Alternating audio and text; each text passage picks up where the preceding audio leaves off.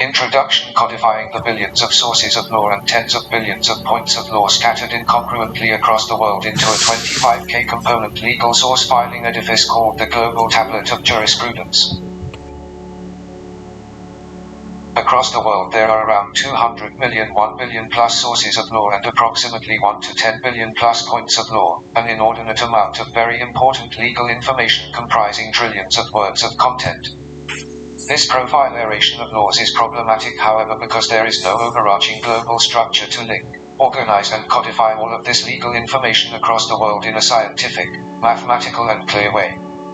The disorganization of this legal information makes the discipline of law extremely confusing for the overwhelming majority of people in society.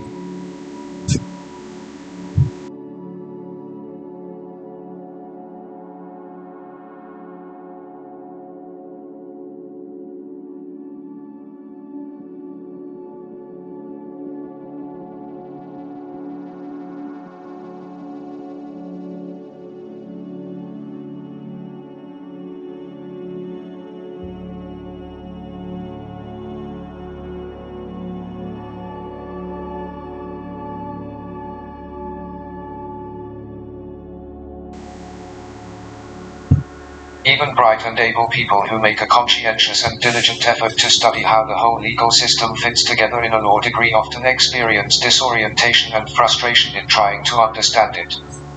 Many long-in-the-tooth legal practitioners also experience enormous or insurmountable difficulty trying to research specific points of law for many sets of legal circumstances in day-to-day practice, especially areas of law which they do not specialize in.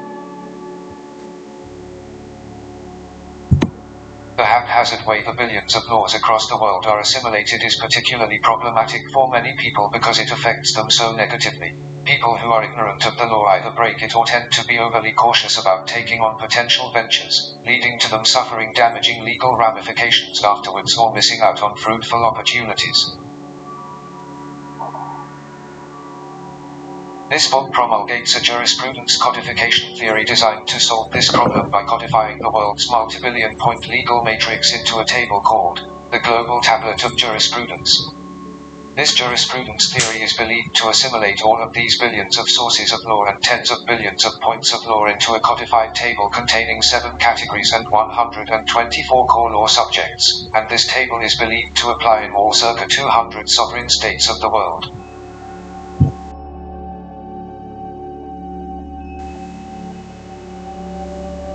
The billions of sources of law and tens of billions of points of law are therefore organized and assimilated into an approximately 25K component filing edifice. 124 subject drawers x 200 countries equals 25K components / drawers.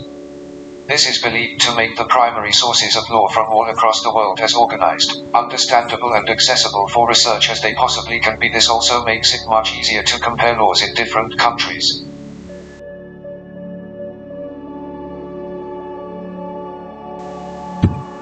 Using tabular diagrams, scientific formulae and mathematical equations, the first part of this book breaks down and explains how the global tablet of jurisprudence theory functions.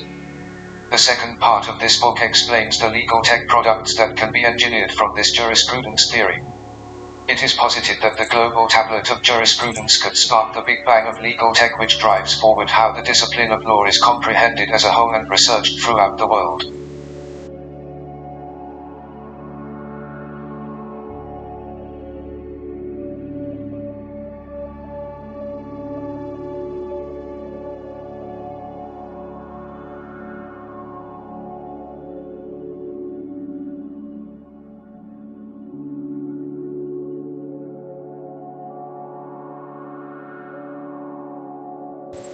The 7 different color shades represent the 7 different categories of law on the table, and the rectangular squares represent the 124 distinct legal subjects. All 124 law subjects would theoretically be pulled out like a drawer and have law sources filed inside them, and this would then be repeated 200 times with a different country flag above each table, altogether creating what would effectively be like a ship-sized Titanic filing device to file all of the world's law sources.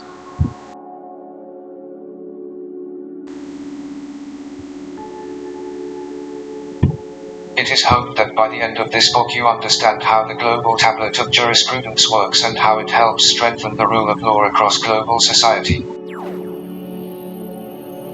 Part 1: The Legal Theory of the Global Tablet of Jurisprudence. Chapter 1: The 5 Past Inspirations for the Global Tablet of Jurisprudence. This chapter explains the inspirations behind the global tablet of jurisprudence. These inspirations are acknowledged not only as a matter of respect and courtesy, but it is believed that this background is somewhat useful in fully understanding how the tablet represents the cutting-edge evolution of legal understanding, and represents the forefront of jurisprudence theory, rather than being an entirely new concept altogether. There were 5 sources of juristic inspiration behind the creation of the design for the global tablet of jurisprudence. The first inspiration for this was the Roman jurist Gaius, who lived from around 130 to 180 AD in the city of Rome. This was a time in ancient Rome when there were many laws and a lot of litigation amongst citizens before the praetors, but there was not a great deal of scientific method and structure to underpin how applicable laws were found and applied. As law became more complex, as well as detailed, even back then in a far simpler legal system than we have today, ordinary citizens began to lose understanding of the legal system.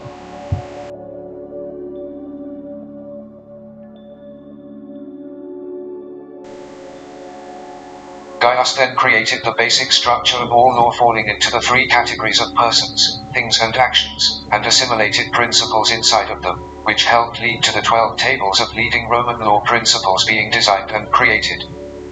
These 12 tables provided a comprehensive overview of the Roman law principles at that time, and these tables were extremely helpful to Roman citizens seeking to gain a holistic understanding of the legal system.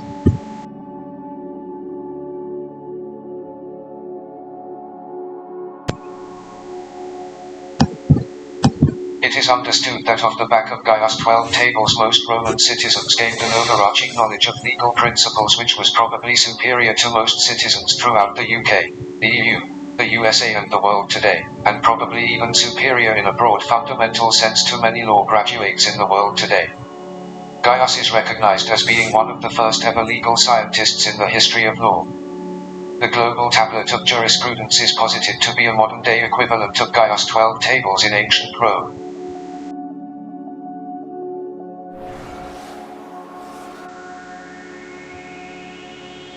The second inspiration was Professor Roberto Unger of Harvard University. Professor Unger states that institutional maps should be used in legal arguments whenever possible to enhance understanding of the law in the area. Institutional maps are basically mind maps which try to put all of the known sources of law and points of law as well as other relevant facts in a legal matter together in an overview. They are essentially a visual demonstration and summary of all someone's knowledge in a particular matter.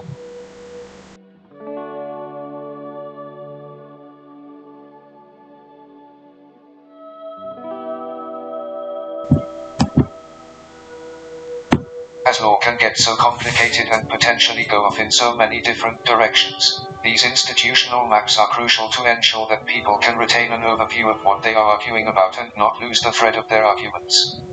Unger's theory particularly reaches out to people in the field of law who are more left-brained and more naturally skilled in subjects like maths and science, rather than people who are more frontal-lobe-brained and more naturally skilled in subjects like body language, literature, eloquence and networking.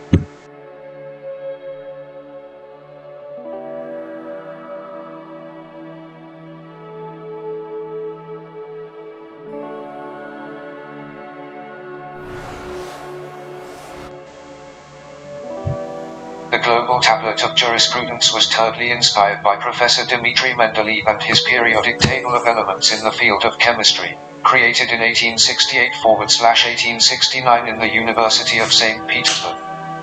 The periodic table of elements in chemistry is basically the underlying equation that underpins the whole scientific field of chemistry.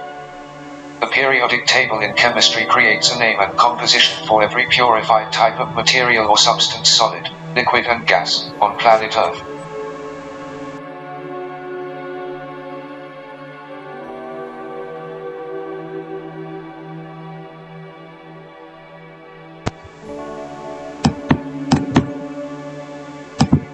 The periodic table led to the increased pooling of knowledge in the field of chemistry and facilitated an increased understanding of chemistry concepts by chemists all over the world. This in turn fostered the creation of so many breakthroughs in this field which would have taken far longer to be discovered otherwise, if even discovered at all. This periodic table is probably the leading technical inspiration for the creation of the global tablet of jurisprudence, and indeed Mendeleev even envisioned / prophesied that a similar table could be created for social systems like law. 9.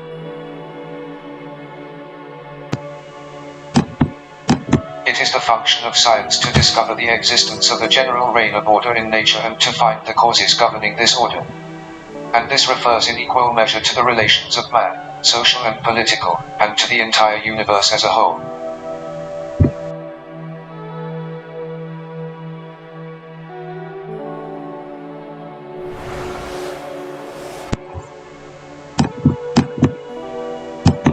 The author optimistically postulates that it is arguably about time social sciences like law caught up with the clarity, mathematical equations and scientific diagrams provided in life science subjects like chemistry. A social science like law arguably exceeds a discipline like chemistry for sheer volume of details, due largely to more people working in the sector, but law as a discipline does not neatly codify its content into scientific diagrams and mathematical equations to make it as accessible as possible for people, the way that a subject like chemistry does in comparison. The major difference that should be pointed out between the global tablet of jurisprudence and the periodic table in chemistry is that with the periodic table the weights of all the 118 chemical elements are the same in all 200 sovereign states of the world, but with the global tablet of jurisprudence the source weights of the 124 core law subjects are different in every country. This means that 200 different national tables have to be created with the global tablet of jurisprudence, and it has a structure which is 200 times bigger than the periodic table.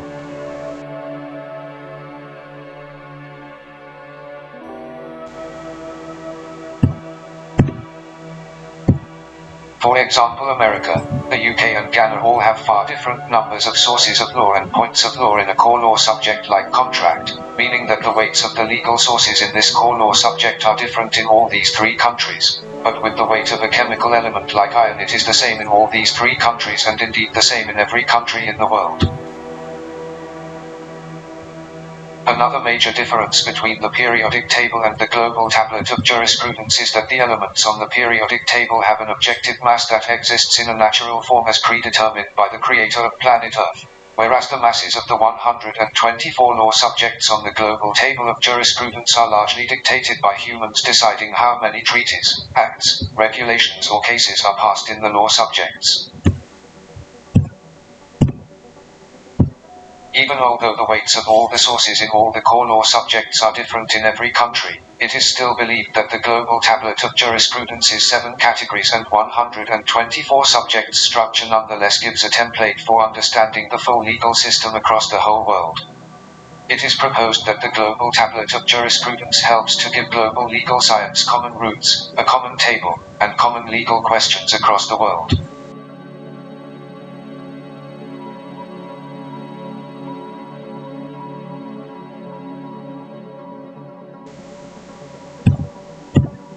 The global table of jurisprudence is not designed to bring the legal answers of different countries closer together. The global tablet of jurisprudence is designed to bring legal questions closer together.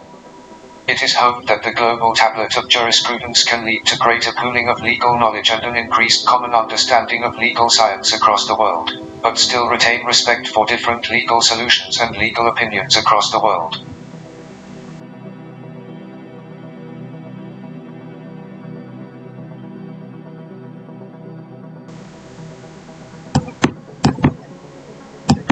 The fourth inspiration for the creation of the global tablet of jurisprudence was James Dalrymple, Lord Viscount Stair. Lord Stair in 1681 was one of the first jurists to ever oversee and write a comprehensive statement of a modern-esque legal system through his work, The Institutions of the Law of Scotland. The laws in Scotland before Lord Stair did this were an unsystematic and haphazard assemblage of legal sources. Such was the quality of Stair's work it has stood the test of time. Stair's work is continued on to this day in updated editions of the Stair Memorial Encyclopedia written by writers of the Signet in Scotland.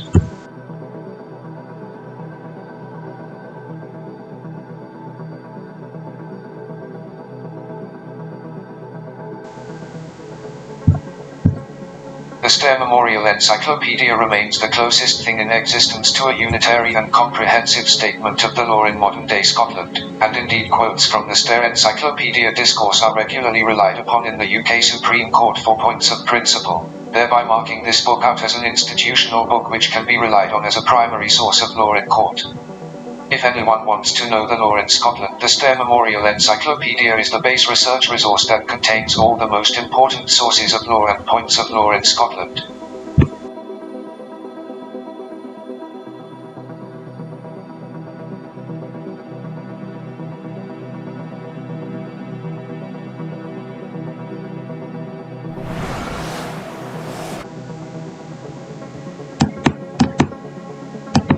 The fifth and final inspiration for this book was Nelson Mandela.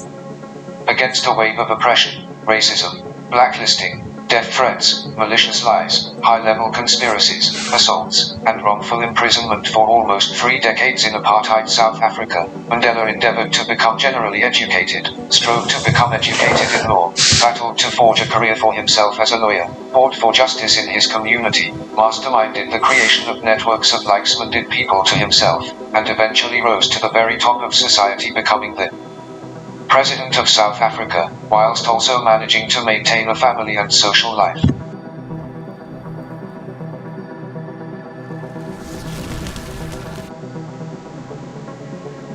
Mandela proved that the natural force of law and justice is eventually stronger than any attempts by groups of powerful humans in society to try to subvert it. Mandela is recognized throughout the world as a bona fide legal warrior and is an inspiration to millions.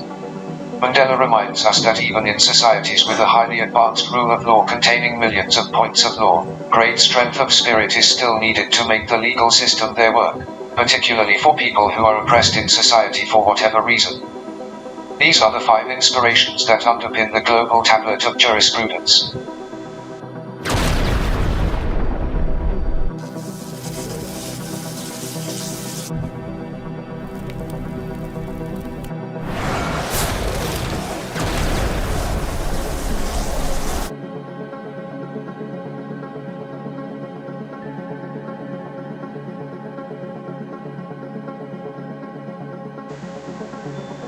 Chapter 2: The 7 Categories of the Global Tablet of Jurisprudence. In this chapter, an overview of the 7 different categories in the Global Tablet of Jurisprudence is provided. The Global Tablet of Jurisprudence divides the legal matrix into 7 categories. 1. Persons. 2. Actions. 3. Things/general legal concepts. 4. Personal injury. 5. Commercial. 6. Public services/administration. And 7. Constitutional/human rights.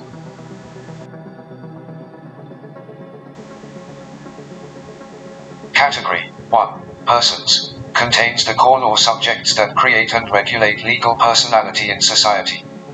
Everyone who is operating in society, individual, group, organization and institution, has to be one of the 8 core law subjects listed in Category 1: nation, citizen, family, succession, partnership, limited liability partnership, company, and association, and these entities must be run properly in accordance with the laws in these subjects.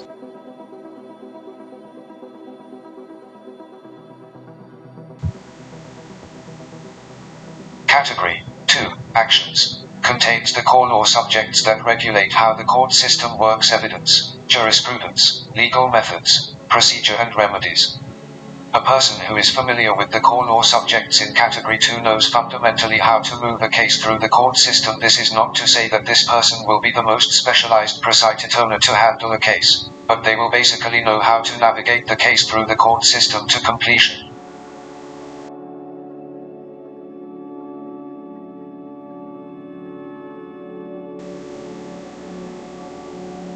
Category 3. Things/general legal concepts. Contains the core law subjects delict/tort, contract, property, administrative and human rights. People familiar with these 5 core law subjects know the underlying general standard of how everybody in all parts of society are generally expected to interact with each other, and effectively has an appreciation of the general skyline of major legal concepts throughout society. Knowledge of these basic subjects allows someone to get by legally. This allows people to be aware of the general underlying legal concepts that philosophically underpin all specialist law subjects in society.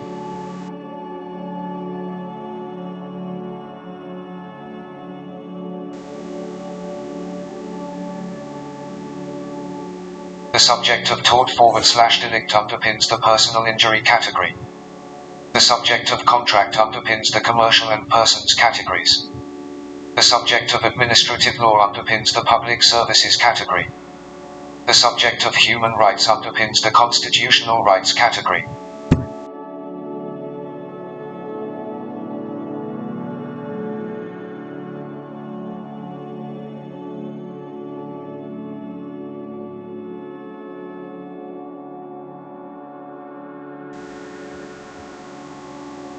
In this category there is also the standalone subject of property, because every so often there are debates about what form property actually takes. If a carpet rug is screwed into the ground in a house, it can be debated whether this is movable or heritable property, or if there is an unusual form of property like mobile phone data, then it can be debated what form of property this actually is. Actions is a standalone category on the table which, as stated above, just relates to how to move a case through the court process.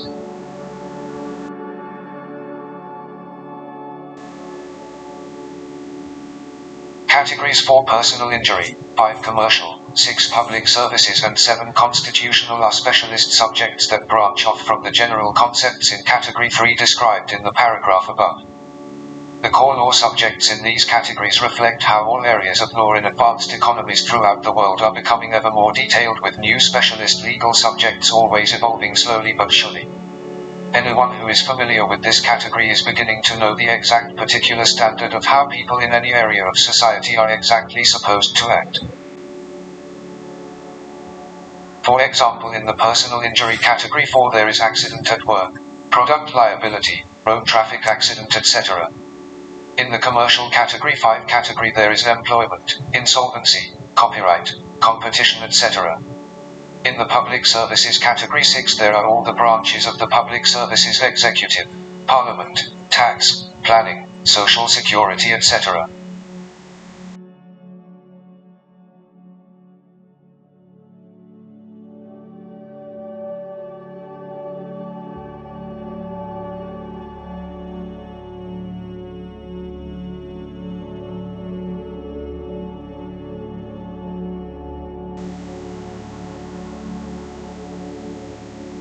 The 7th category of constitutional law is where all of the human rights are codified. Constitutional/human rights prevent extreme behavior in society from becoming legitimized legally. Constitutional/human rights are an extremely important safeguard against societal extremisms taking root.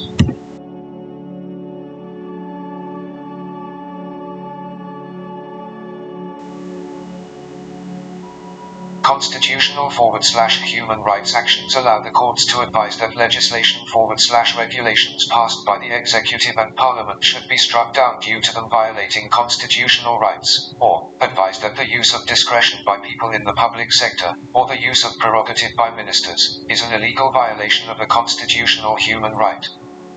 The court can also hold that certain contract law terms and clauses are not enforceable due to being oppressive and violating fundamental constitutional rights.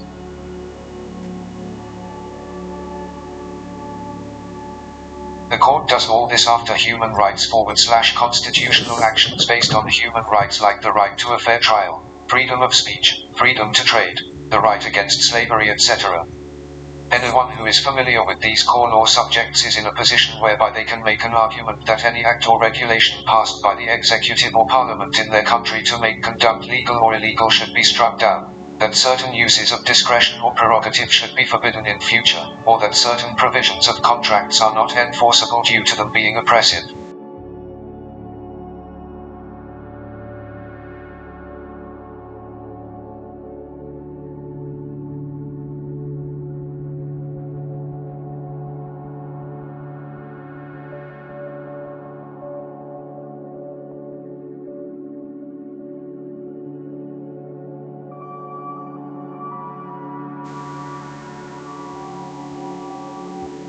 Chapter 3: The 124 Core Law Subjects in the Global Tablet of Jurisprudence. In In this chapter, the process for codifying the 124 core law subjects of the table is explained. The list of all the 124 core law subjects is also specified at the end of this chapter.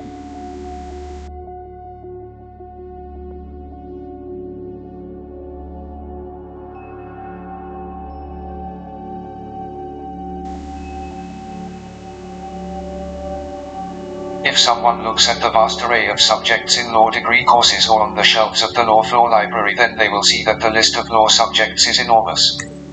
This list verges into 100s and even 1000s of different law subjects. However, it is believed that this list of subjects in law courses and law books is now so long and abstract that it has become haphazard and confusing for people looking to learn or research law.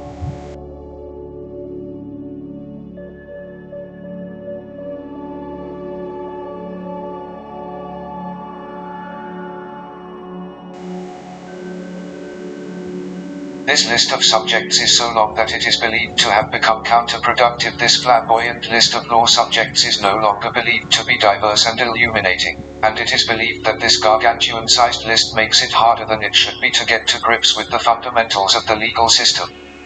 It is believed that this subject list is in dire need of being shortened and refined. There is often some confusion over what a core law subject actually is. The author seeks to provide some clarity on this matter at the end of this chapter by providing what is believed to be an authoritative list of 124 core law subjects. The Global Tablet of Jurisprudence has sought to organize and codify the societal legal matrix into 124 clear core law subjects so that the distinctions between core law subjects, chapters in law subjects, and collections of different core law subjects forged together are made as purified as possible with as little conflation or dissecting as possible. This list of subjects is the author's broadly researched understanding of how the whole puzzle of the legal matrix's subjects all fundamentally fit together.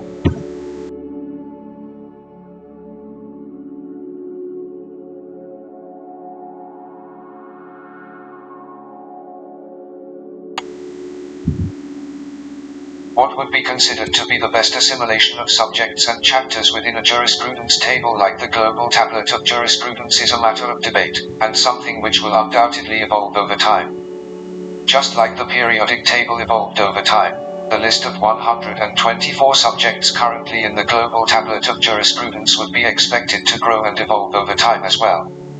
Over the course of time, the list of 7 categories may even increase slowly as well. This is the list of 124 subjects as things stand.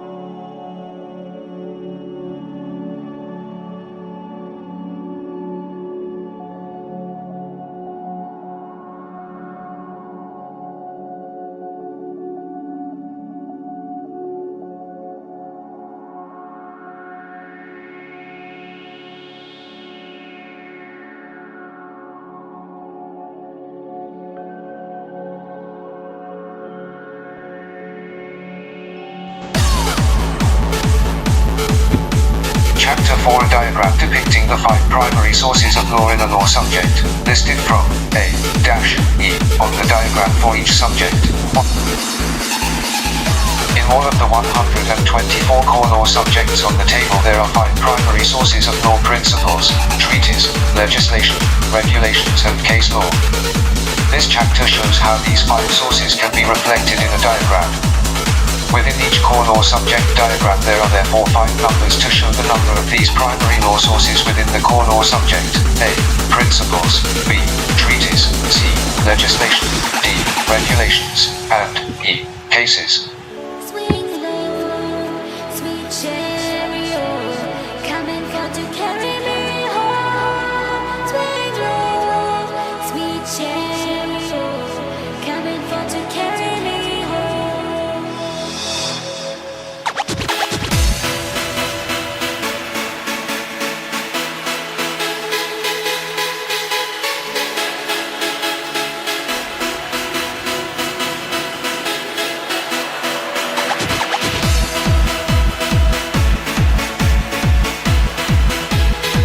There is also a number within the core law subject's diagram structure to show the total volume of all of these primary sources of law added together. In addition, there is a further number in the diagram to show what number the core law subject is in the overall list of 124 law subjects, for example company, 7, planning 62, etc. A diagrammatic example of this is shown on the pages hereafter at the end of this chapter, and it is believed that looking at this concept depicted in a diagram will make it easier to understand.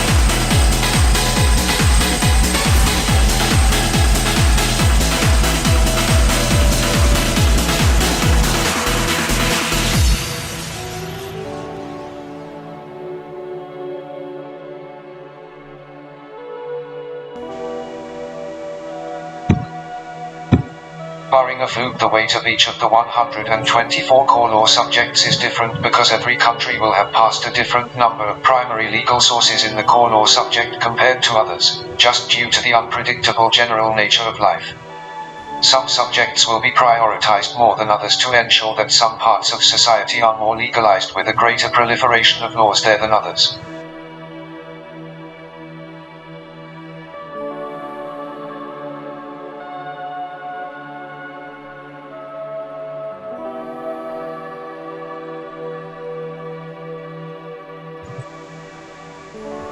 Chapter 5, a diagram depicting the 5 primary sources of law and 26 secondary sources of law in a law subject, listed respectively from A-E and A-ZZ on each subject. In all of the 124 core law subjects on the table, there are not just the 5 primary sources of law, there are also around 26 plus secondary sources of law. This chapter shows how this array of primary and secondary legal sources in all 124 legal subjects can be reflected in a diagram. Secondary sources of law are often used by the court to supplement the primary legal sources, but these are not always listed at the front of institutional law textbooks. With most institutional law books, secondary sources of law are often referred to in the footnotes at the bottom of the page. The global tablet of jurisprudence would be somewhat superficial and overly simplistic if it did not have a more advanced structure to reflect the secondary legal sources as well.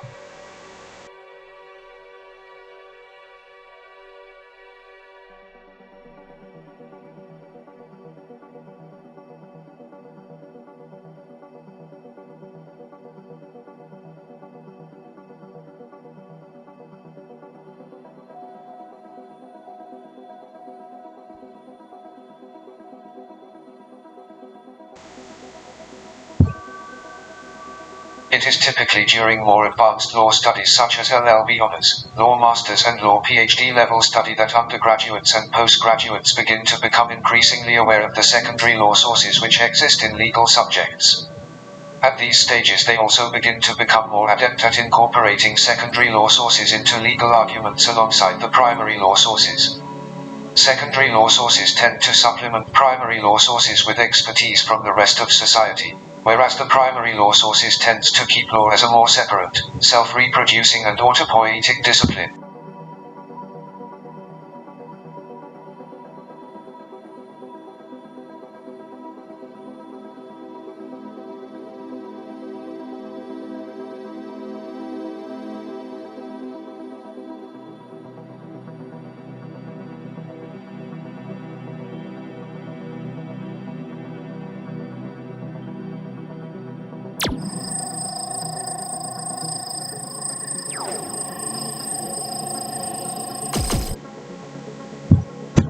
In the diagram for this, the 5 primary sources are listed from A-E, and the 26 secondary sources are listed from AA-ZZ. This is the full list of secondary sources of law below, although there are 3 dots at the end of this list of secondary sources list as recognition that this could potentially be increased to include other types of secondary sources. The list of applicable secondary law sources is more open-ended and not as easy to neatly define as primary law sources.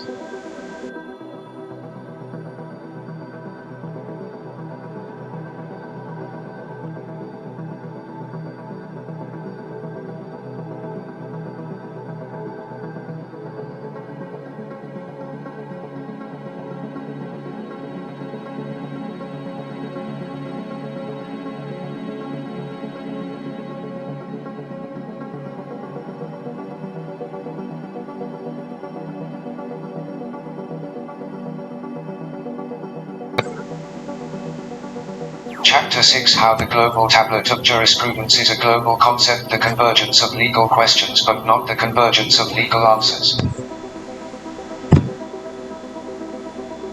The 7 legal categories and the 124 core legal subjects of the global tablet of jurisprudence are believed by the author to be so rudimentary and fundamental to human nature that they apply in all 200 countries of the world. Even if the exact rules or principles relied on are different in every country, it is believed that all the legal systems of the world all share this common core of the global tablet of jurisprudence.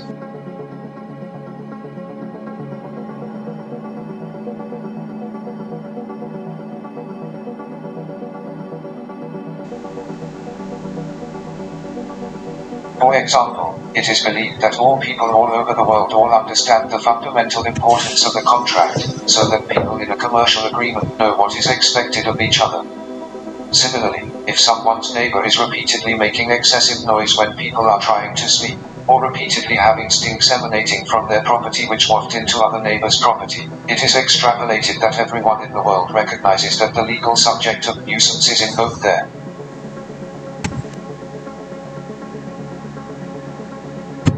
It is believed that this structure helps to ensure that whilst legal rules and practical legal solutions may be different all over the world, legal issues and therefore legal questions will be fundamentally the same in every country in the world. It is postulated that this will allow people to more easily use legal resources from all over the world to enrich and connect the overall field of law all over planet Earth.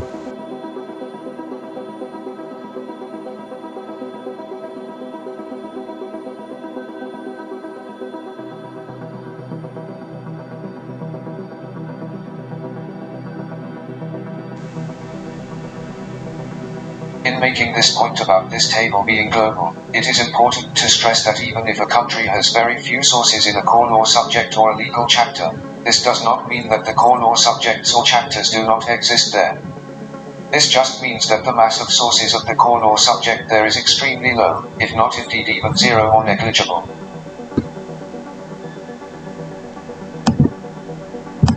For example, if someone were to say, there is no such thing as competition law in the Democratic Republic of Congo, it is extremely important to state that the Democratic Republic of Congo does have competition law, it is just that the weight of this law subject there has a very low mass of sources. In the DRC, competition law may not have the treaties, legislation, regulations or case law promulgated there as yet, and it may be extremely difficult if not impossible to successfully pursue a competition law case there, but the subject of competition law does still fundamentally exist there with an extremely light weight.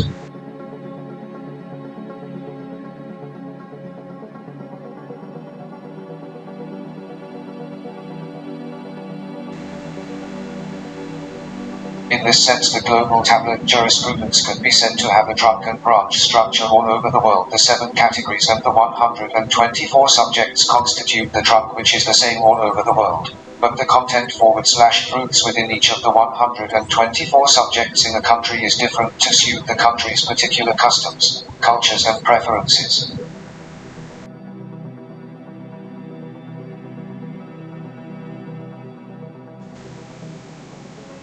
Chapter 7 The 6 different versions of the global tablet of jurisprudence with incrementing numbers of primary and secondary law sources in each. 1. General. 2.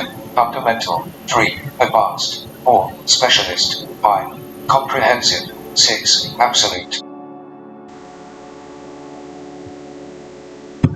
In this chapter it is explained how the 5 primary law sources and 26 secondary law sources can be reduced and increased to create different models of the global tablet of jurisprudence. This allows someone to build towards having a full appreciation of how the 5 primary law sources and the 26 secondary law sources all interlink with each other. It is hoped that this prevents someone from being overwhelmed when reading a legal judgment or a legal textbook and trying to make sense of how 31 plus seemingly intertwined primary and secondary legal sources all interlink and function as a whole.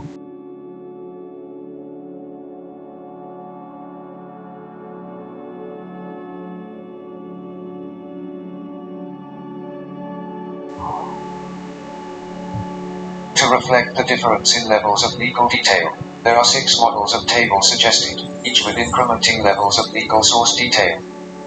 These 6 different types of model are designed to reflect the different level of legal detail. I. General. 2. Fundamental. 3. Advanced. 4. Specialist. B. Comprehensive. And 6. Absolute. This approach reflects the fact that not every table is required to have all of the sources of law within it: principles, treaties, legislation, regulations, case law and secondary legal sources. This is the basic way which the table can be adjusted to make the discipline of law more understandable. It is believed that this process of taking all of these 5 primary sources and 26 secondary legal sources apart and then rebuilding them is metaphorically like someone taking apart a car and then rebuilding it, which is viewed as the acid test of understanding in the engineering world. It is believed that when someone can appreciate the differences in the different models of the table, then they acquire a strong fundamental jurisprudence understanding of how the discipline of law fits together.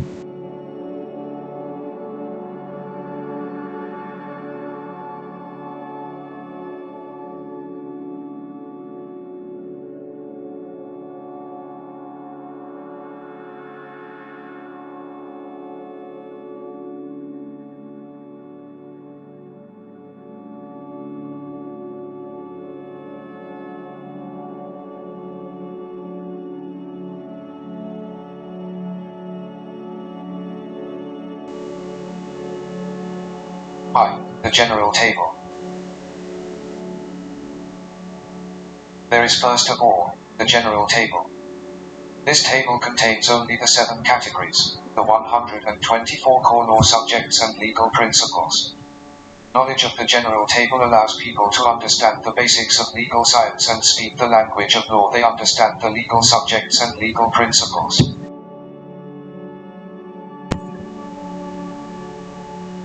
This allows people to recognize legal subject matters and legal issues, and also ask legal questions based on legal principles, even if they do not necessarily know how to substantiate any exact legal answers for any factual scenarios. This also makes people realize the importance of finding the right institutional law textbooks and the right principle invoked in any legal debate.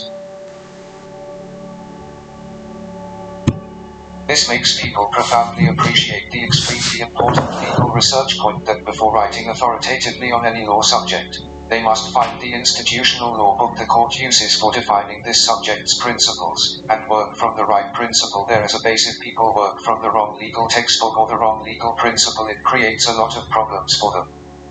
When people understand the general table, they have a very sound fundamental understanding of legal science which they can build strongly on top of.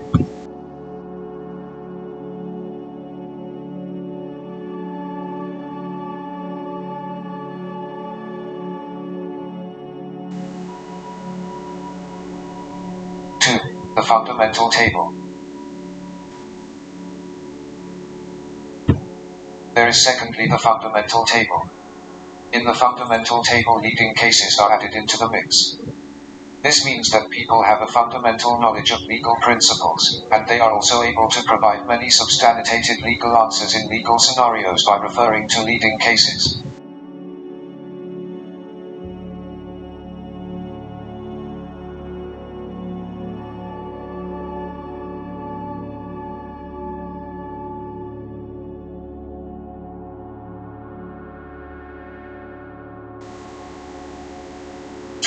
The advanced table. Thirdly, there is an advanced table. In the advanced table, leading legislative acts are also filtered in amongst this table. When people add an awareness of legislation into their already existing knowledge of case law and formal legal principles, they are beginning to see the picture of how all the main sources of law and points of law fit together. With this knowledge, people are in a pretty good position to make very good legal arguments using a solid array of legal principles, leading cases and leading acts, which will provide solution to the overwhelming majority of legal issues.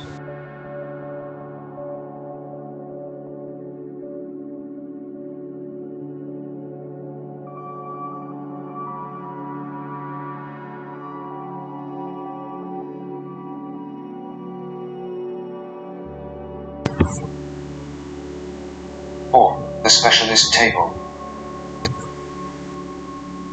Fourthly, there is a specialist table. In the specialist table, leading regulations are also integrated into the table. With knowledge of this table, people are beginning to gain a pretty full understanding of all the potential primary laws that they can use to try and win a legal argument, and they have an excellent arsenal of legal sources to win legal arguments. When someone picks up this knowledge of regulations, they can begin to make in-point legal arguments and mark themselves out as a specialist jurist in any category or subject in law.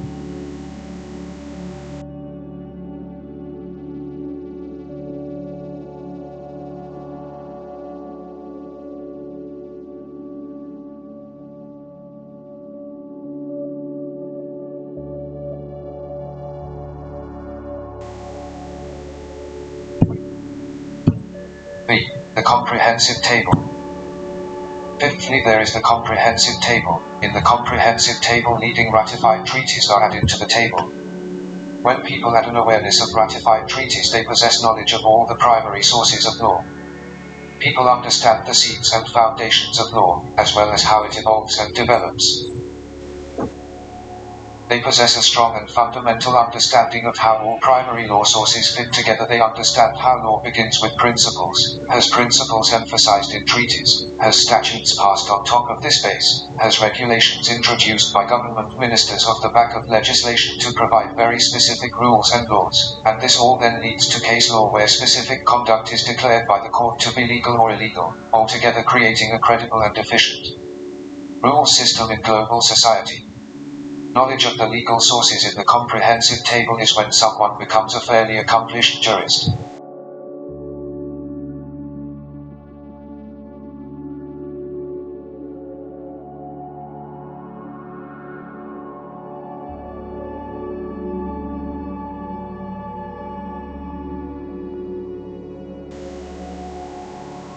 Six. The absolute table.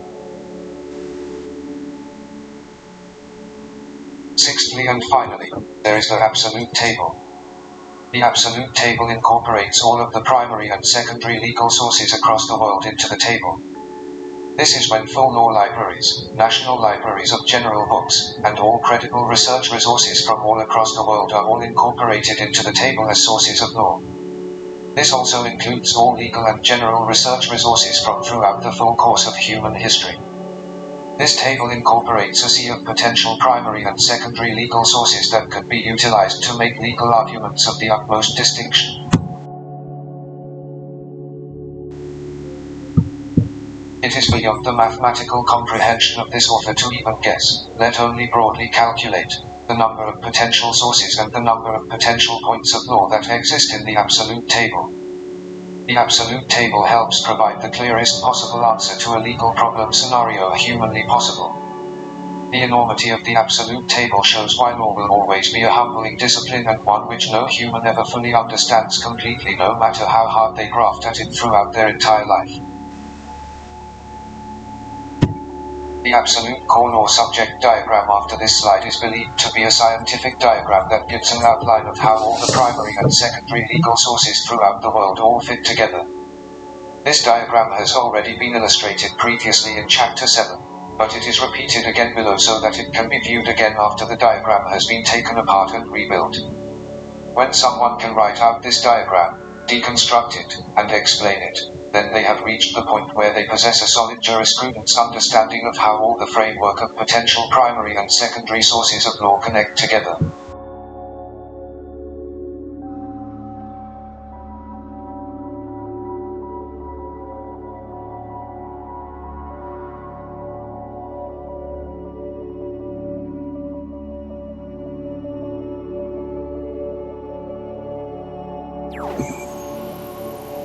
Chapter 8: An alternative simpler model for depicting the 5 legal sources in any of the 124 law subjects. There is an even simpler way for depicting the 5 legal sources in any of the 124 law subjects. In calculating the value of principles, it was stated that the number of legal principles in a subject have to be added together, but this does not have to be done in every model. People can disagree on what the name of a principle is, or whether a concept is a principle in itself or a sub-principle derived from another principle. People may believe that these debates over principles make the model too fiddly and too subjective, and therefore too unscientific, meaning that it does not sit completely comfortably in their mind, and this is a potentially valid standpoint for some people to take.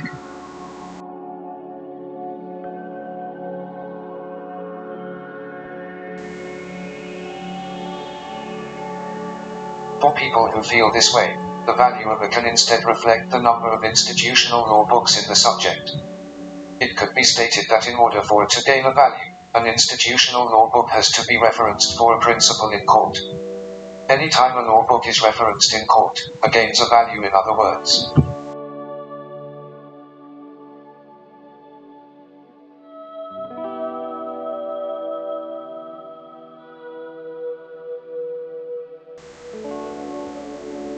For example, in contract law, the value of a could be said to be 2, in reflection of McBride, Contract Law in Scotland, and Chitty, Contract Law, both being books on contract law referenced by the courts for principles, and this could go up to 3 if Stair, Contract Law in Scotland, was referenced by the court for a principle in another case. For people who may feel that in the above equation is too unscientific, they could use this form of source compilation.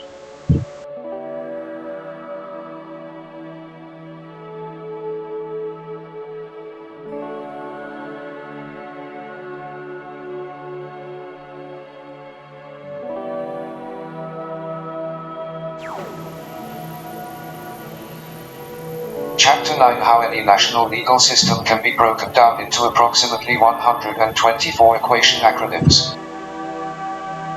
This chapter explains how mathematical acronym equations can be used to greatly assist the understanding and the study of legal principles. This is probably the most technically challenging chapter in the book, although it is posited that this is also the most rewarding chapter, because it is believed that if people understand the concept of using acronym equations to study legal principles, they can become much more aware of how to study properly and methodically to become the master of any subject in the field of law.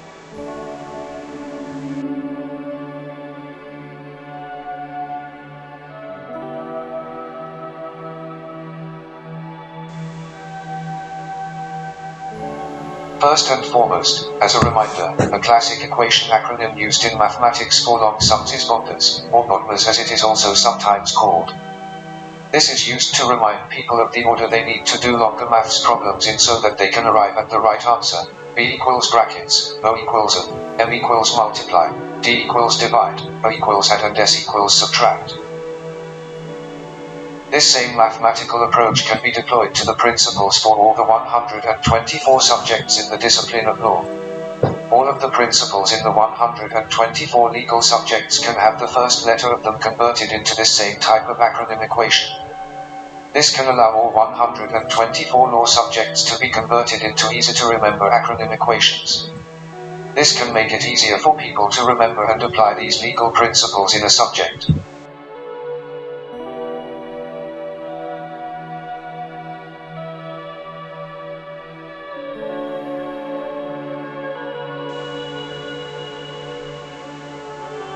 This can also mean that if someone is going into a law exam on the subject of contract law, for example, they can write down the basic acronym equation for all the principles in the whole subject at the beginning of the paper, and then scan through it when considering what principle might provide the solution to a problem at hand in the contract law exam.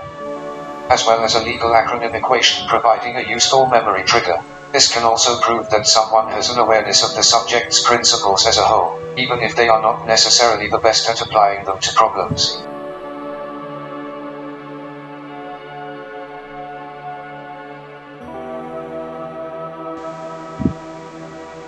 Under this approach it could be said, contract law equals 1, semidot, plus 2, lonsor, plus 3, pigoku, plus 4, AAA puffa.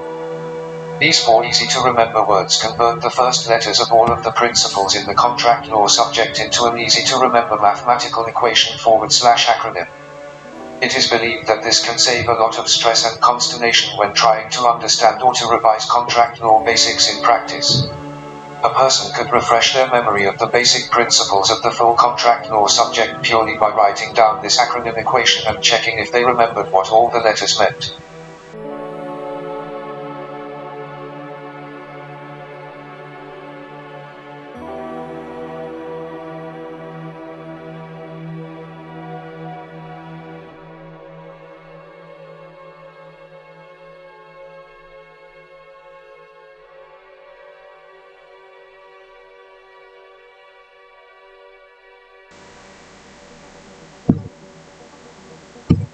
It is important to be aware that the discipline of law is more complex than just knowing 124 acronym equations. Acronym equations could also be used further to reflect the sub-principles in any main principle. For example, with the principle of misrepresentation in contract law, it could be said, misrepresentation equals FINEM.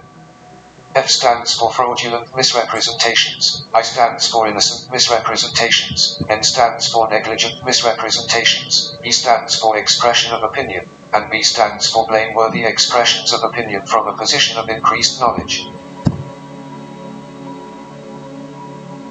This could of course be done for every single principle in a subject like contract law, unjustified enrichment, illegality, capacity, etc.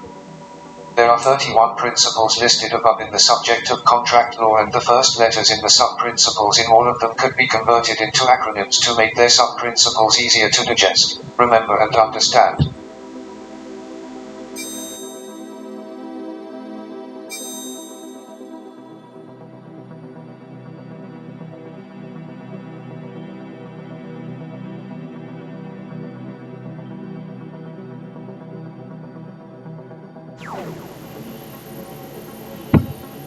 Chapter 10, Converting all legal sources and points of law across the world into a simple mathematical equation. This chapter demonstrates how mathematical equations can be used to calculate the total number of legal sources that exist in any of the 124 core law subjects, a full country's legal system, or indeed the total number of legal sources that exist across the world. It is believed that if people understand these mathematical legal source equations and the bottom line numbers legal sources produce, then they possess a stronger overarching understanding of how all legal science in all countries across the whole world fits together. There is a simple equation to calculate the mass of a core law subject. The basic way to find the mass of the primary legal sources in a core law subject is simply to add together the 5 primary legal sources: A. Principles, or institutional writers' books if people prefer that method, B. Ratified treaties, C. Legislative acts, D. Regulations, and E. Cases.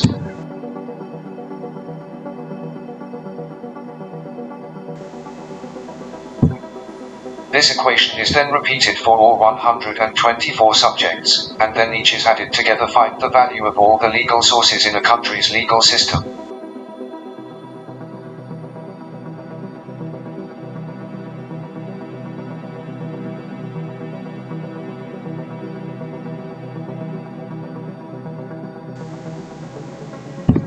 If this equation is then done for all 200 countries in the world, and all are added together, then the value of the entire legal matrix across the entire world is calculated.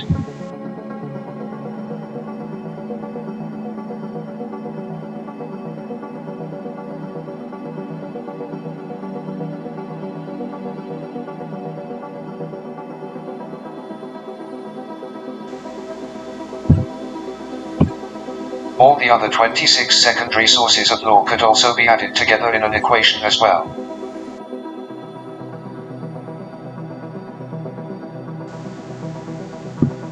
This equation encompassing all the primary and secondary sources in a subject could be repeated for all the subjects in a country to get an enormous equation representing all the primary and secondary legal sources in a country.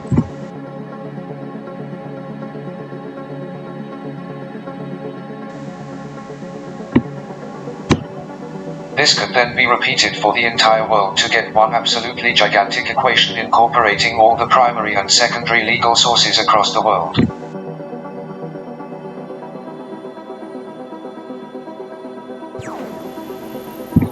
Chapter 11. Converting all legal sources and points of law across the world into a more advanced mathematical equation. The equations in the previous chapter above are only the basic mathematical way of calculating the mass of the legal sources in a legal subject, a country or the world. There are more complicated equations which can incorporate different theories of jurisprudence into the mass of the legal sources in a subject. This is a technical chapter, but it is believed to be a fundamental point of jurisprudence theory that has to be acknowledged.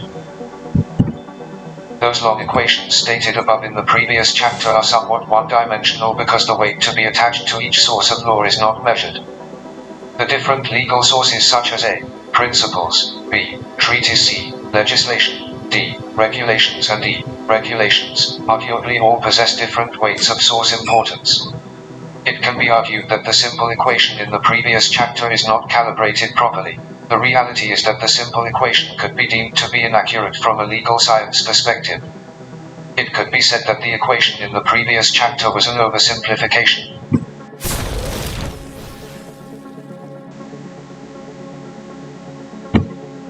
There are different legal epistemologies about the ontology of primary and secondary legal sources.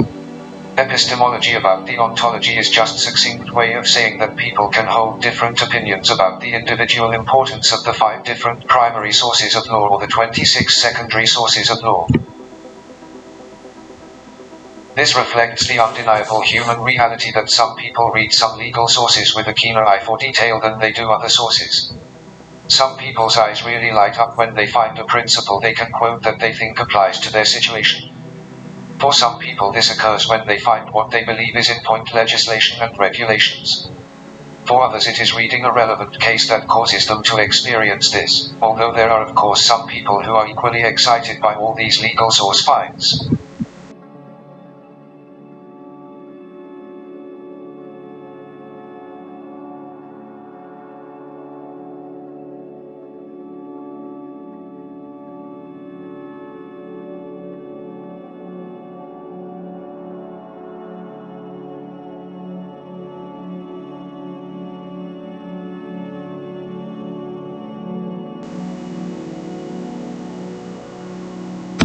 A limited number of people with a sound knowledge of jurisprudence may be able to argue in a scholarly way that all of the primary legal sources are of equal value, which would mean that the simple equation in the previous chapter is actually correct.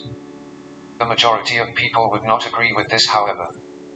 The overwhelming majority of people in common law legal systems believe that case law, actual clear examples of specific conduct being declared legal or illegal by the court in the past, is the most important source of law, such as the USA and the UK.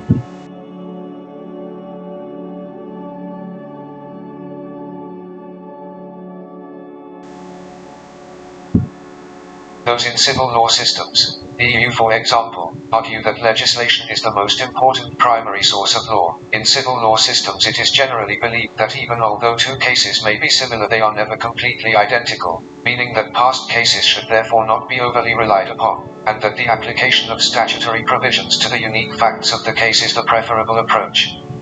However, in the basic equation above, this provided that both case law and legislation had the same weight as treaties for example, which most people would agree is somewhat mathematically inaccurate.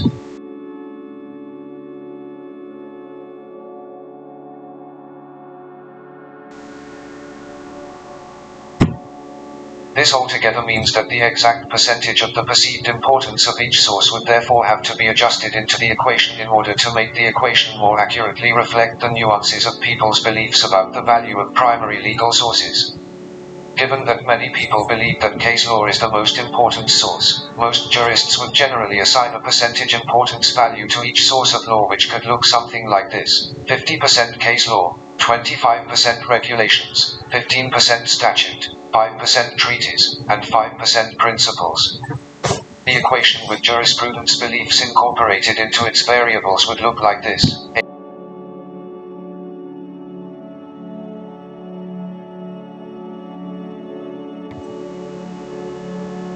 There are also differing jurisprudence beliefs regarding just how much secondary sources actually supplement the law. Everyone agrees that secondary sources are not as important as primary sources, which means that secondary sources of law could only have a maximum value of 49%, with primary sources of law having a value of at least 51%. However, many people would say that secondary sources at the most had a value of 25%, with them probably having a supplementary value of around 10% or so on average.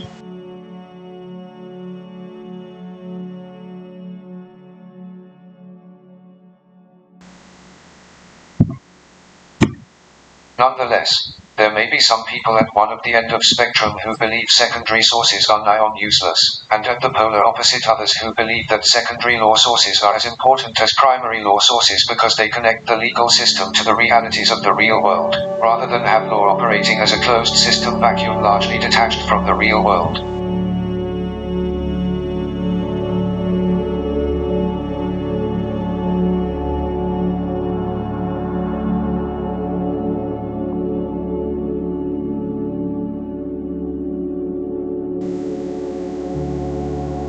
There are many other ways that the above jurisprudence equation could be made even more advanced, intricate and accurate using further mathematical concepts, such as physics half-life-esque equations to reflect the fact that case law judgments lose their source weight gradually over the course of time. But it is believed that this would be veering into too much detail in this area for the nature of this book and would be unbearably boring to discuss.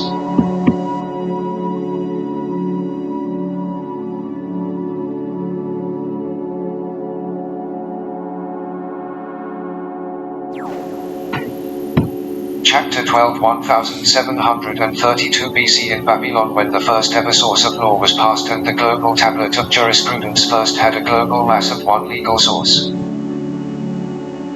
In this penultimate chapter of the theory part of this book, a deep history of the evolution of the global tablet of jurisprudence, going back indeed to the promulgation of the first ever formal source of primary law in the world, is explained. There has been quite a lot of fairly advanced legal theory to take it throughout the course of this book, but it is believed that for there to be true understanding of this theory we have to go back to the point when the tablet's source mass was zero.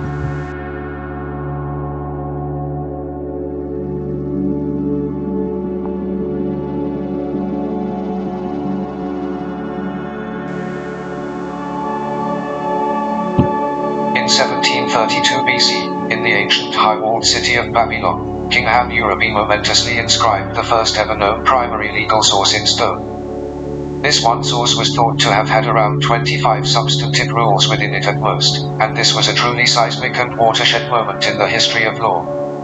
This stone with laws on it would be the equivalent of a statute or a regulation in modern times. It was here in Babylon, the gate of the gods, where law as we know it today first began.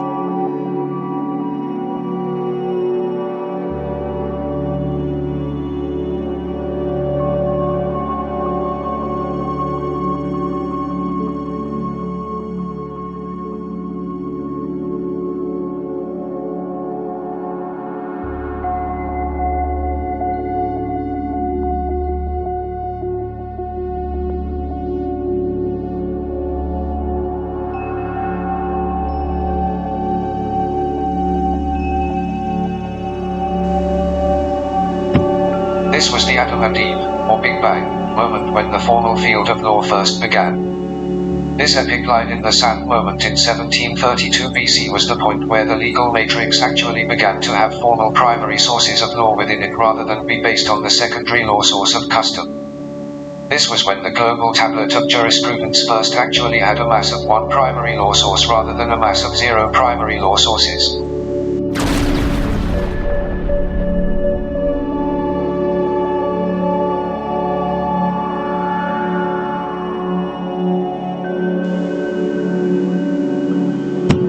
Since this tectonic moment in 1732 BC, writing primary sources of law to create legal rules in society has of course been endlessly copied and developed in countries across the world. The value of the global matrix at this time in 1732 BC had a value of around one primary source of law and probably 25 of points of law at most, and today the global legal matrix has an aggregate value of billions of primary sources of law and 10s of billions of points of law.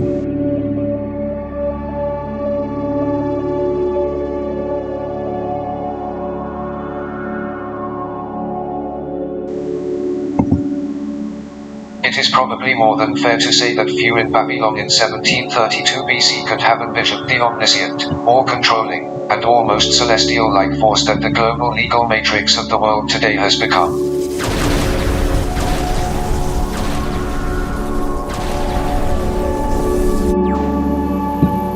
Chapter 13 Conclusion to the theory of the global tablet of jurisprudence, the 8 building blocks of writing any judgment / court submissions / law essays. With knowledge of the jurisprudence theory in part 1 of this book, it is hoped that a person appreciates how any judgment, court submission or law essay written about a particular legal scenario should follow the 8-block building structure.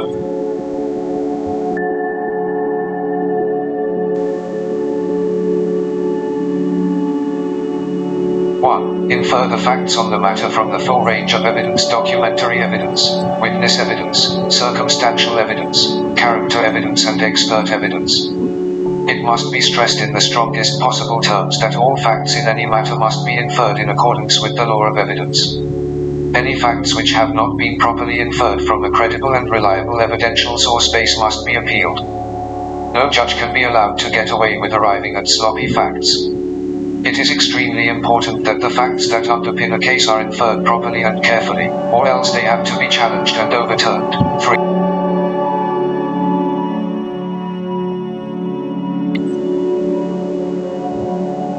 Identify the law subject invoked by the matter and find the institutional writer's book for that subject, and work from that book as a base. Quotes from an institutional law book give a legal argument a very strong foundational base. All other arguments are built on top of this base. It cannot be stressed enough how important it is that before making legal arguments this foundation is dug and put down properly.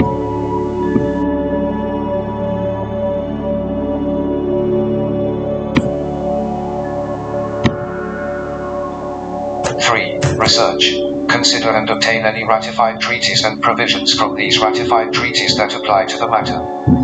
Where the UK have agreed a treaty internationally, and Parliament has then ratified this, these provisions have been approved by the international community as well as the UK's democratic representatives, and they carry enormous weight.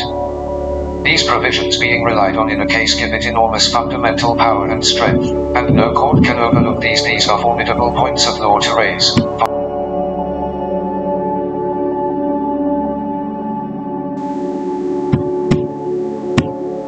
4. Research. Consider and obtain any legislative provisions that apply to the matter. Any legislative provisions in a person's favor are jewels in the crown of their arguments. Legislative provisions in a person's favor ensure that their legal argument will always be in the fight until the end, no matter what, and they are extremely important.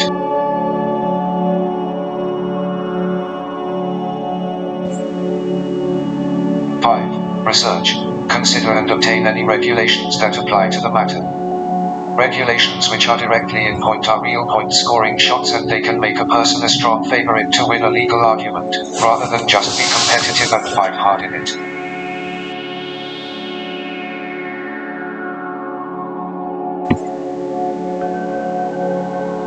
6. Research.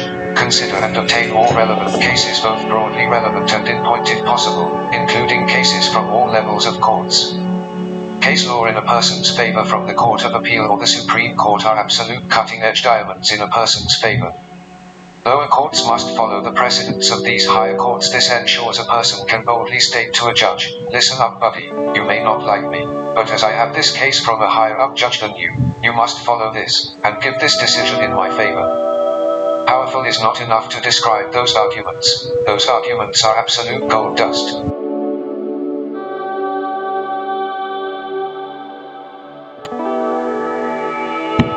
7. Research and consider if these primary sources can be supplemented with secondary legal sources, and if so, obtain these secondary sources.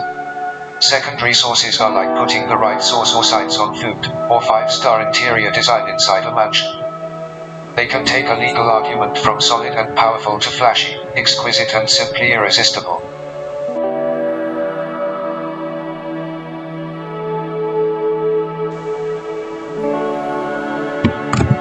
Form an eloquent legal opinion bringing everything together. This is the hallowed ratio decidandi. This is where a person truly expresses what their mind really thinks in a particular legal matter. Great ratio decidandi are the final product after all the above steps. People must agonize over their ratio decidandi and make it sound as epic as possible, to really create an impact.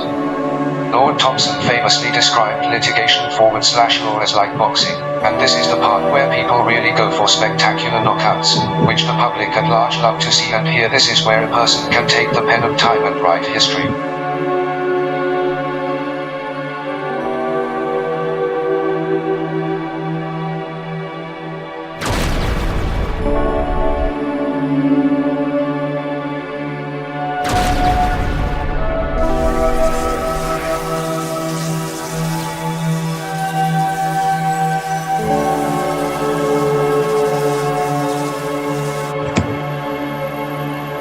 Part 2. The legal tech products that can be engineered from the global tablet of jurisprudence. Chapter 14. Case Tower. Whilst all the global tablet of jurisprudence theory discussed above may be intellectually stimulating for some law enthusiasts, or law geeks as they are often called, the practical legal tech benefits of this theory are now discussed in part 2 of this book, and it is hoped and believed that everyone will be able to appreciate these.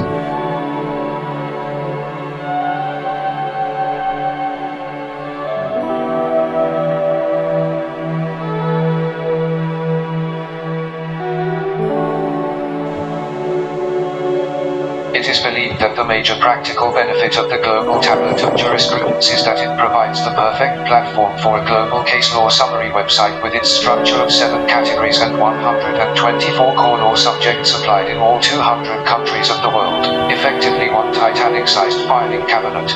This is believed to provide an optimal structure for a website which could contain millions of case summaries from all over the world.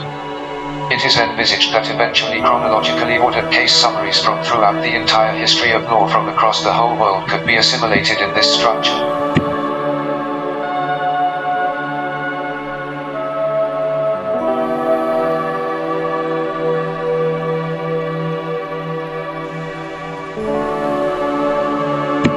It is believed this case law summary website would be best to be called Case Tower.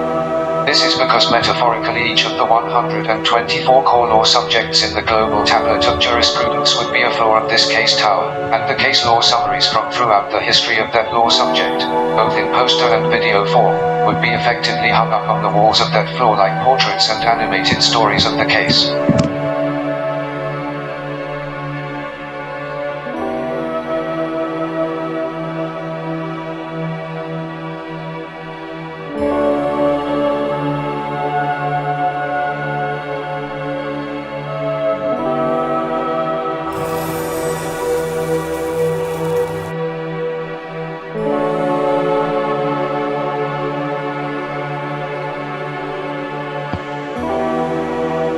It is pictured that the color coding of the global tablet of jurisprudence's 7 categories would also be different colors on Case Tower, marking Case Tower as a unique, grandiose and distinctively flamboyant landmark.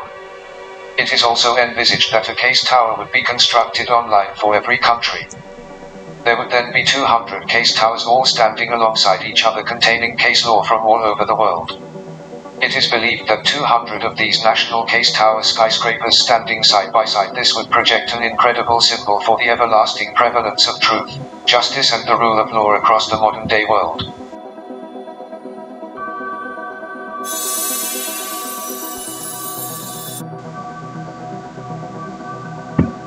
Case tower would also not just have to stop at countries.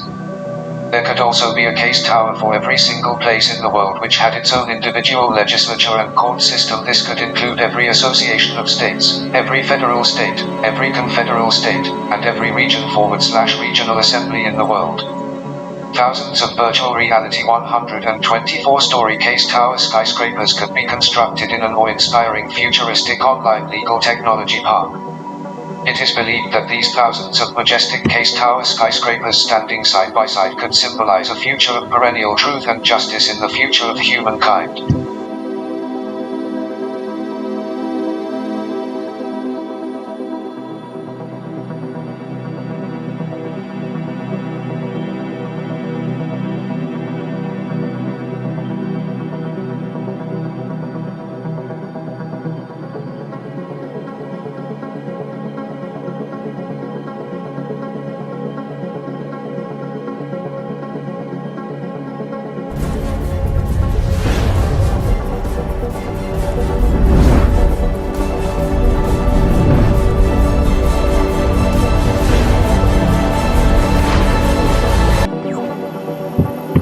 Chapter 15 Case Tower using Jurisprudence cryptocurrency and blockchain technology. It is further believed that Case Tower's approach could seamlessly accommodate some of the most cutting-edge contemporary tech developments in the modern world as well. It is believed firstly that Case Tower would naturally and efficaciously facilitate the use of cryptocurrency.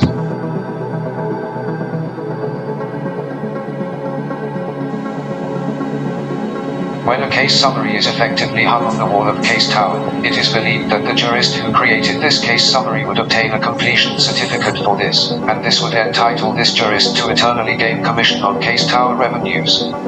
It is estimated that in the long term this certificate would be a valuable asset to hold, because case summaries are not like standard news bulletins which lose their importance and value within days. With today's news, tomorrow's fish and chip paper, case summaries retain their importance and value for years at least, some centuries, and some epic ones potentially even millennia.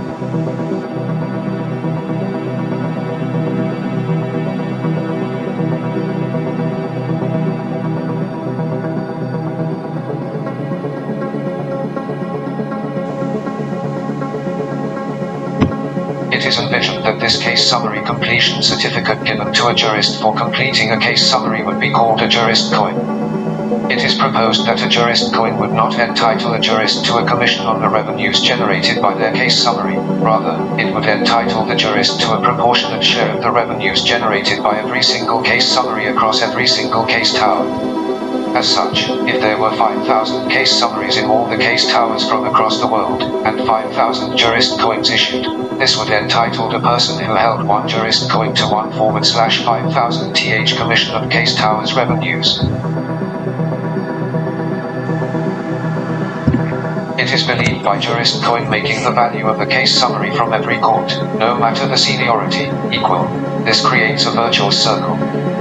By packaging every single case summary from across the world together, this creates an enormous economy of scale for case law, which is believed hugely increases the aggregate value of them all. This jurist coin system would be expected to ensure that there also was supply and demand for a rota system for jurists to summarize, or mine so to speak using vernacular tech parlance, every single case from every single court from throughout the entire history of law.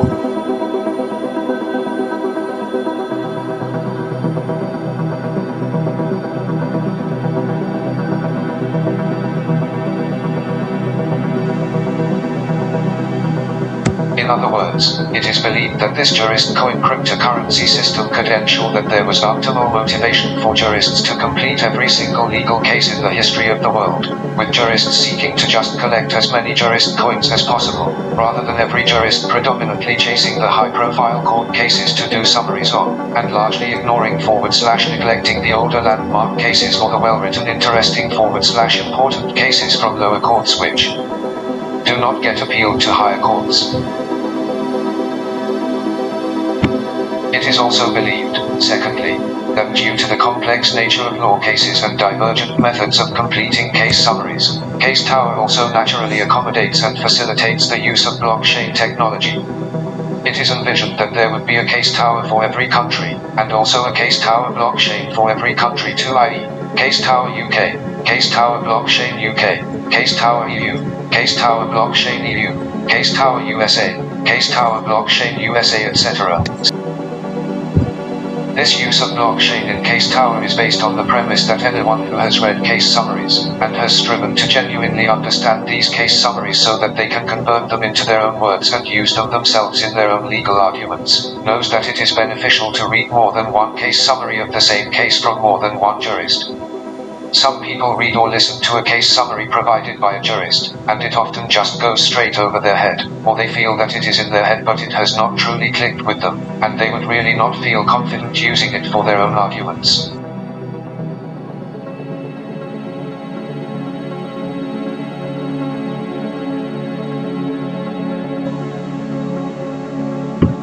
A person's approach to explaining a case does not necessarily resonate with everyone, meaning a diversity of case summaries from several jurists would be useful. It is believed that for every single case summary completed by a jurist, there could be another 5 summaries of the same case provided by 5 other jurists in Case Tower blockchain. This would be believed to add value to Case Tower because people could go to Case Tower looking for a case summary and know there was a very high chance they would find a penny-dropping summary. This could also ensure the impartiality, independence and integrity of case law summaries in Case Tower.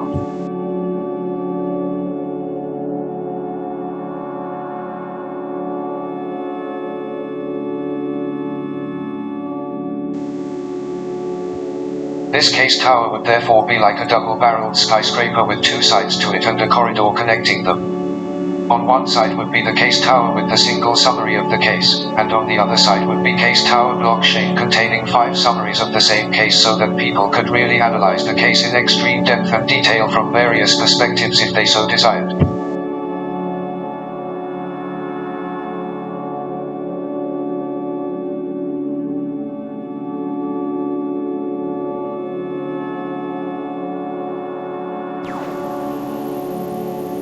Chapter 16 Law Machine Legal Learning and Lex Metamorphosis. The global tablet of jurisprudence theory dividing the multi-billion-point legal matrix into 7 categories and 124 subjects, combined with dozens to thousands of animated pictorial case summaries in each subject, as well as hundreds of legal principle equation acronyms, could provide people with a preeminent education platform to learn and familiarize themselves with laws more quickly than ever before. It is envisioned that this learning platform would be called Law Machine.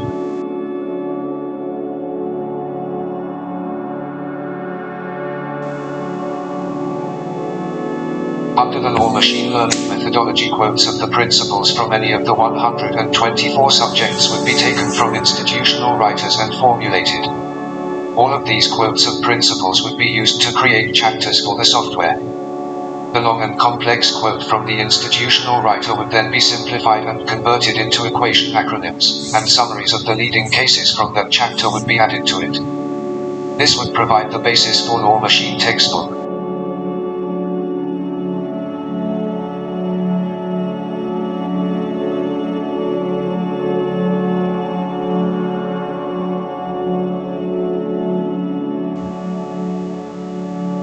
For the Law Machine workbooks, the meanings of some principles and summaries would be left as they were, and others would be falsified. Multiple choice true or false questions in these workbooks would test to see if a user could recognize when a principle or case had been falsified. Endless questions like these could allow people to do them and sharpen their fundamental jurisprudence technique to a high level. Blank box textbooks and structured mind maps could also be created. to test if the user had truly internalized the content, rather than possibly only being able to remember with a multiple choice question trigger.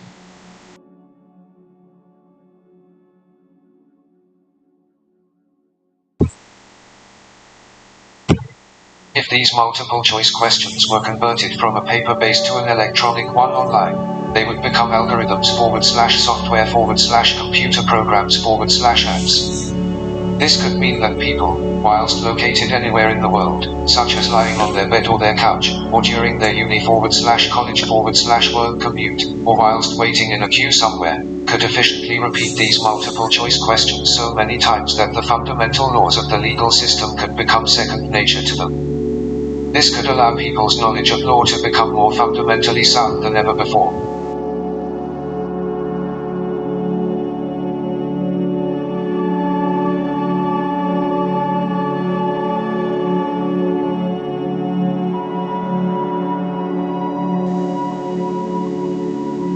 It should be pointed out it is envisioned that Law Machine would only allow people to learn and repeat the fundamentals of law. Law Machine only allows people to learn the basic legal principles and accompanying case law for a legal subject or for the legal discipline as a whole. Law Machine would not fully incorporate sub-principles, provisions from treaties/statutes/regulations, lesser cases, nor secondary sources. Law Machine would not remove the need for law school education or independent research on particular cases. It would only improve a person's fundamental underlying jurisprudence technique to supplement their work in these areas.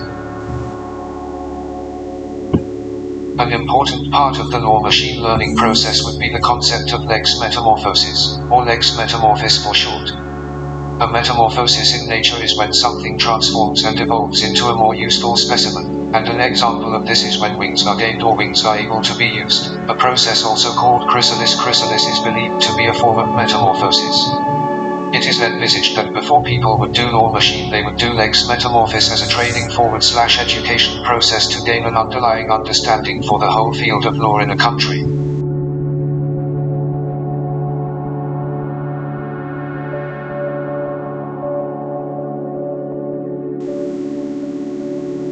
For a given country, the lex metamorphosis textbook would provide people with knowledge of several thousand legal principles, converted into 124 subject equation acronyms to help memory and revision of them, and cases from across all the 124 subjects.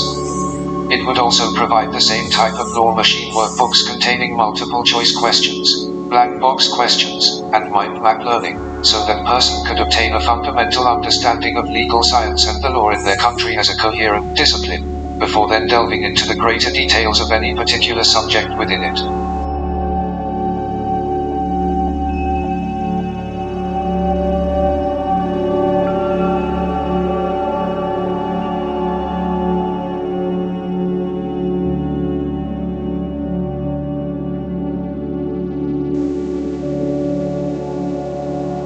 Lex metamorphis could allow a person to gain an understanding of the 7-category and 124 subject framework of the global tablet of jurisprudence, and know all the leading cases and principles in a given country. This could in turn allow a person to become fundamentally skilled in the overall discipline of law in a country, so they could altogether consider themselves to have evolved /metamorphed a bona fide legit jurist with good fundamental jurisprudence technique.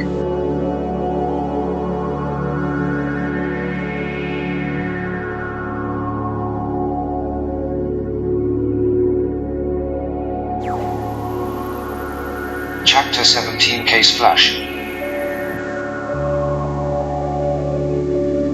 Case law is constantly under transition. New case law from the courts at all levels is perpetually published every single working day of the year. New cases are being promulgated almost every single minute of every single day by courts all over the world. Jurists who want to maintain their legal knowledge and jurisprudence technique at a sharp level have to obtain an awareness of all these case law developments, and it is believed that a news portal based upon the structure of the global tablet of jurisprudence called Case Flash could facilitate this.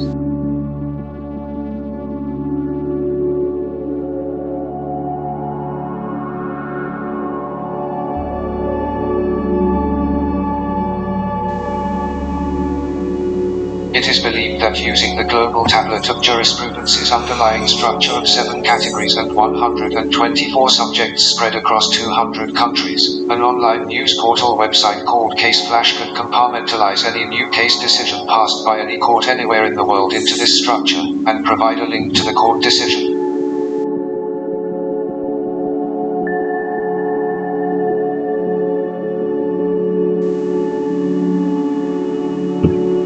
With CaseFlash, all new cases released all over the world could be systematically listed in the same place, rather than dotted around lots of different individual court websites all over the world, which people currently have to painstakingly visit individually to obtain case law. CaseFlash would list every single new case released, and then state which of the 7 categories, the 124 core law subjects, and the country that the new case fell into, as well as provide a link to the website containing the case and summary. This could mean a person at any point of any day could see every new case promulgated across the world fresh off the press.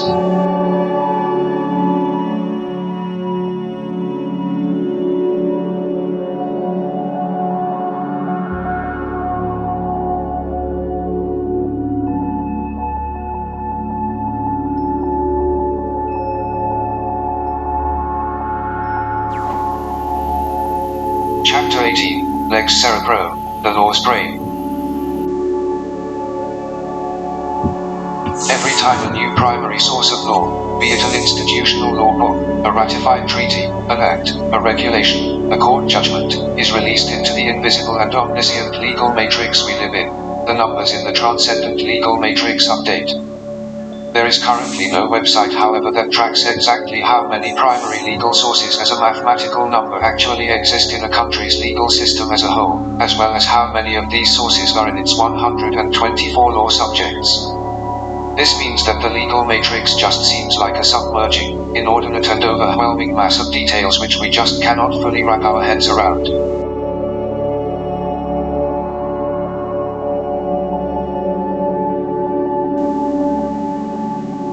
Using the structure of the global tablet of jurisprudence, an online electronic information board measuring the exact mathematical number of primary sources in the legal system in any country could be implemented. It is envisaged that this all-seeing electronic legal compilation board would be called Lex Cerebro, the law's brain.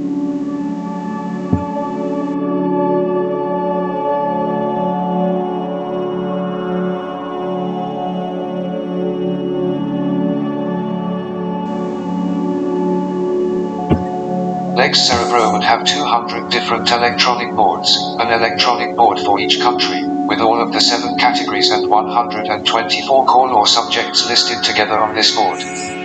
Beside each of the 124 subjects there would be a box showing the number of primary sources each subject contained, as well as the number of new sources added to it on that day, week and month. There would also be a further box showing the total number of primary legal sources in the entire country.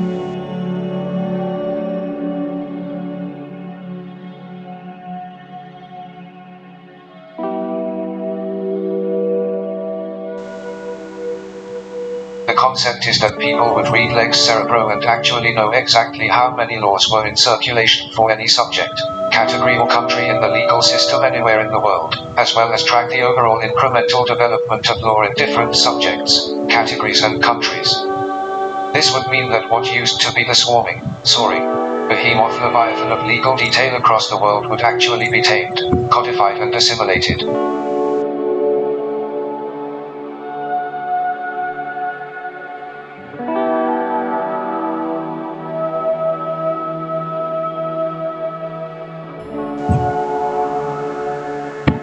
Lex Cerebro would allow people to have an overarching, holistic and panoramic view of how many laws were actually in existence across all parts of the entire world. It is believed that Lex Cerebro would allow people to get their head around the sheer volume of detail in the legal system. Lex Cerebro's major benefit would be that people doing research for a case at hand would be able to say with 99% certainty they had exhaustively researched every single potential source of law in a country related to the legal matter, and also allow them to potentially to scour every single source of law in the world which could relate to the matter too.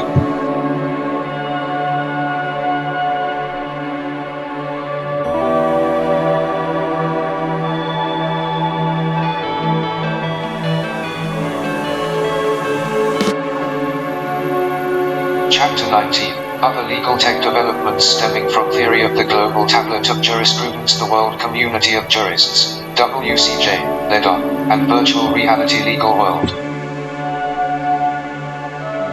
A further concept derived from the global tablet of jurisprudence is the World Community of Jurists. It is believed that there should be a headquarters in the world uniting all of the law students / jurists from all over the world into a connected community, and that this should be called the World Community of Jurists, WCJ. From this WCJ headquarters, law students / jurists all over the world could be contacted for various matters, but principally, the WCJ could make offers to jurists to do case summaries of court judgments, and then have completed ones inserted into the corresponding case towers.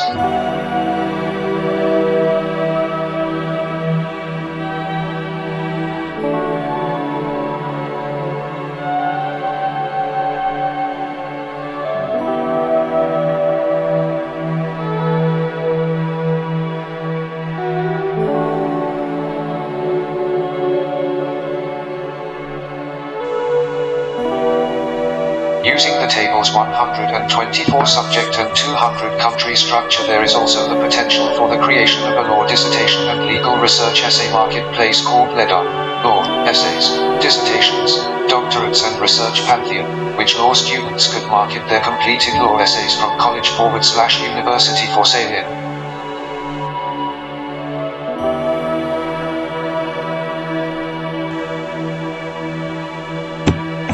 There are lots of brilliant law dissertations and legal research essays produced by law students from all over the world that are not commercialized in leading law journals. The result of this is that the content of these student law essays is currently effectively being destroyed / binned. This is believed to be a total waste of thought, knowledge and hard work in the world. The global table of jurisprudence's LEDA structure can provide these legal research essays and law dissertations with a commercial platform. LEDA could commercialize this extremely valuable and extremely plentiful resource.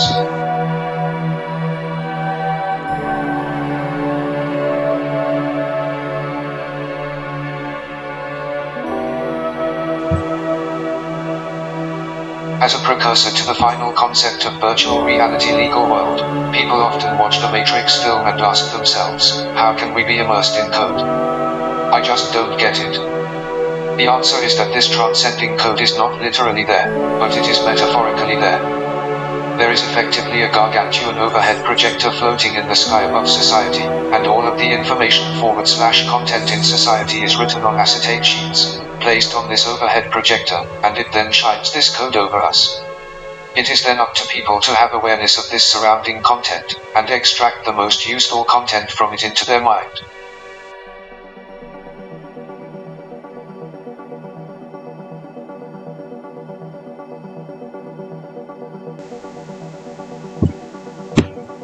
This overhead projector in the sky metaphor leads us on to the final concept in this book, and that is the concept of virtual reality legal world. Virtual reality legal world is like a gigantic overhead projector in the sky containing all the primary legal sources. Every single source of law metaphorically has its content converted onto acetate sheets and then inserted onto this virtual reality legal world overhead projector in the sky.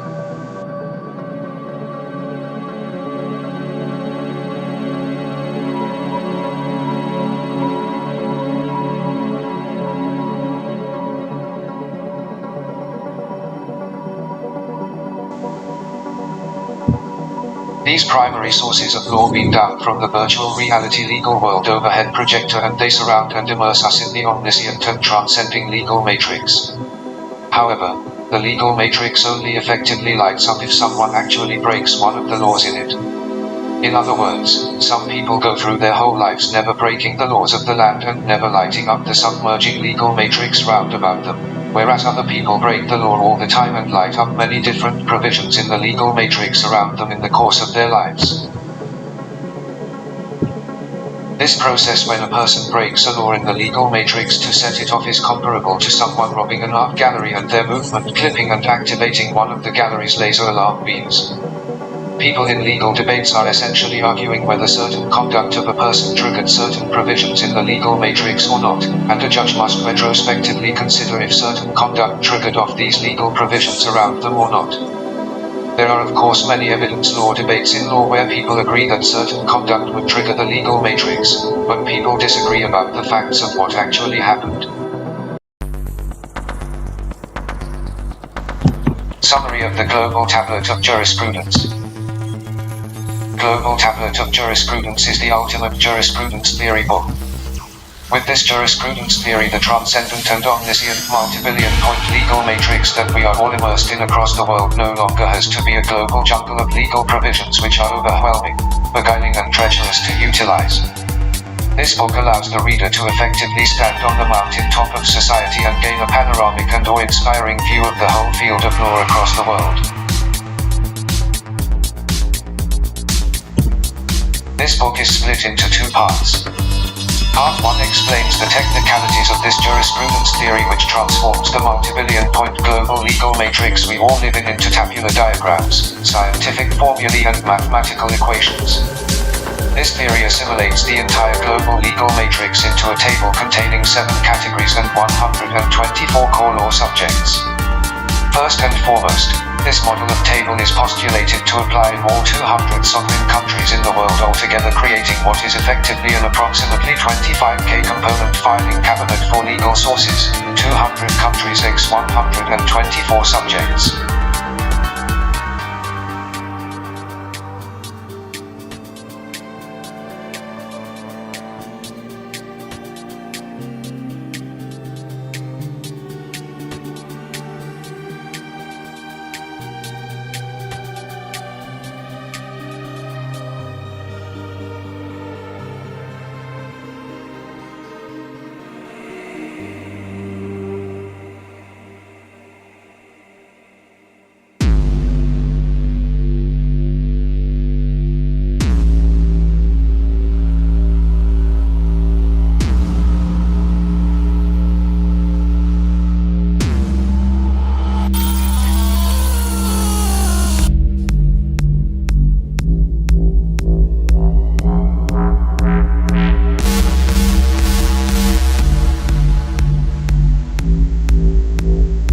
The second part outlines and explains the many cutting-edge legal technology products, such as Case Tower, Law Machine, Lex Metamorphosis, Lex Cerebro and Case Flash, that are engineered from this jurisprudence theory.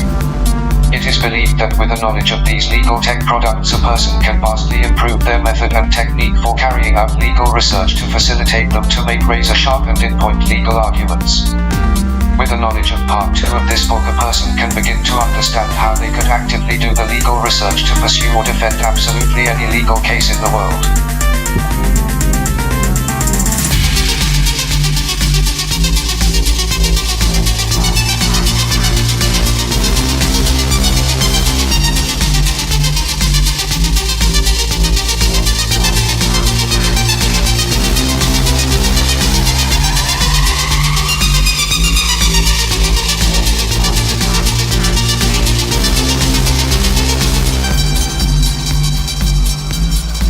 With the knowledge of the jurisprudence theory in part 1 combined with the practical legal tech products in part 2, a person can begin to understand how they could utilize legal science, legal research and legal knowledge to transform themselves into a powerful legal force. This global tablet of jurisprudence theory is believed to mark the next stage in the evolution of the legal world.